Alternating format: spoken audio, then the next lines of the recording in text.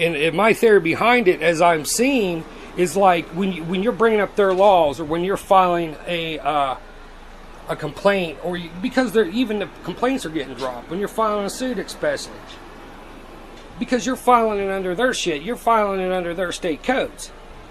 That is directly stated to me when they're dropping freaking major lawsuits in a state, any state, West Virginia.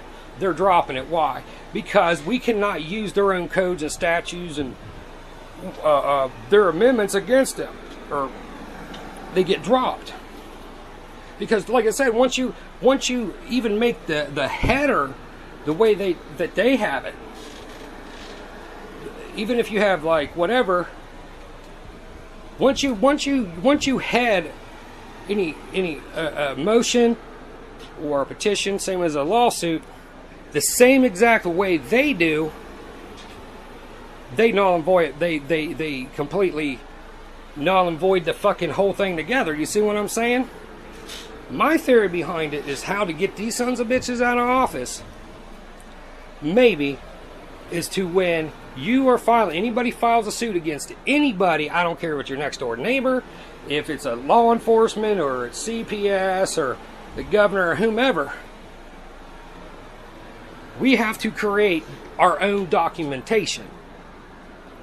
Word it completely different from what they have, like use habeas corpus, but worded and use the same wording, but format the whole paper differently. When you file a suit, do not file because even if, this is another thing. Even though, and this is what you do not do. You see, even though people are putting the amendment rights in constitutions, they're mixing it in with the state laws. Like I said, even just doing their header voids everything out.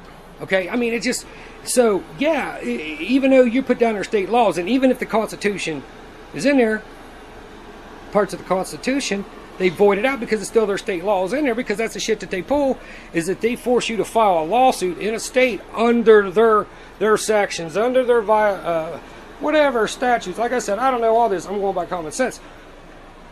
They force you into using the tools of destruction they use, like the timestamp, their own documentation, their heading, and going by their codes. You lost the case. They drop it.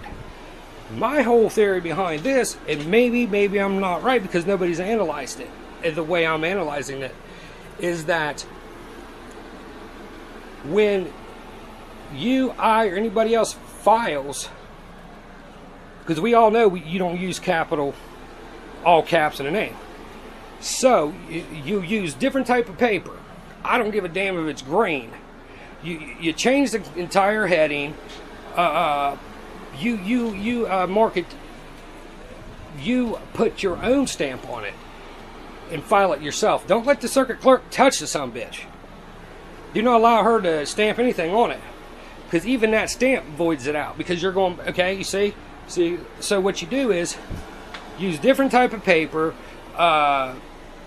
Use heading completely different from the corporate fiction laws. You file it yourself. We can always make this big old filing system, we the people. Do not, when you're filing a suit, when you put on the documentation, when you're filing a suit or complaint in states, you don't really have to go in. I don't. You might have to go in a little bit detail, but you could just do not add none of their shit, their laws, and you put on that documentation. I am filing a complaint, a lawsuit, directly underneath the United States Constitution. You come up with some type of stamp, whatever, and serve it to them, because they can't. Like I said, in court, like they when I rattled off state laws, a couple CPS policies, I can't remember what they were. The judge said, "Mr. Provost, you're just mumbling." But when I had, like I said, I had the documentation, CPS policies, and the Constitution, part of the Constitution, and when I brought up my First Amendment right and exceeded it, they did not challenge no part of it. They did not challenge me. And the fact is, I was in kangaroo court for 2 years. The one hearing when I expressed my First Amendment right, and I expressed it, and I wasn't going to let them pull no flaky shit on me.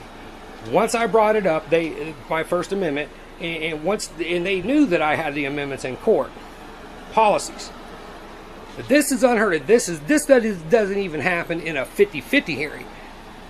This is how the way I expressed it in my First Amendment. For an hour and a half, the entire hearing, I was able to talk without being interrupted by anybody in that court. The judge didn't even interrupt me. Instead, I say I'm not an attorney, but instead, no, he didn't. It is a fact. He even, I'll tell you what he did, which didn't work, but for like an hour and a half, God is my witness, they would not challenge anything they brought up. I shut it down. And I'm telling you, I'm not an attorney, I'm not even close. I'm going by common sense. I dismantled that whole court. I'm serious, brah. They would not challenge anything else because it was about talking to my son at school and everything else. Judge Waters, I looked over because I was waiting at any time for this fat bastard to say, "Oh, Mr. Prover, this is enough. We don't want to hear it." No. Instead of him stopping me from speaking, he had his head down. He had his head down with his head over his forehead, shaking his head, going, "Are you kidding me?" No, I didn't know the laws. I was going by common sense. And like I said, I had all this stuff in court. They wouldn't challenge it. They would not challenge any of it. So I'm just, like I'm saying, I think, like people think too far in the box, or they completely overthink something. When you're thinking in the box, you lost. If you use their laws against them, you've lost. Okay? This is the whole point. People think so far in the box, I want to have a fair hearing. This is the way it's supposed to go. No. I'm on the damn moon coming back. I'm thinking of the most ridiculous crap, as I did my son's hearing. I think of the most ridiculous bullshit that they could come up with, and that's how I was shutting them down. Okay? Oh, yeah, but at the end of that hearing where the judge allowed me to talk for an hour and a half, I don't care what anybody says, he said from Judge Waters, everybody knows this son of a bitch, been in front of him, he told CPS and the guardian ad litem that they are no longer allowed to speak to my son at school or any place else. He has to be in imminent danger because abuse has to occur or whatever for them to even show up. And I'm thinking, what the hell? He said that, but it didn't work because they still talked to him at school anyway. So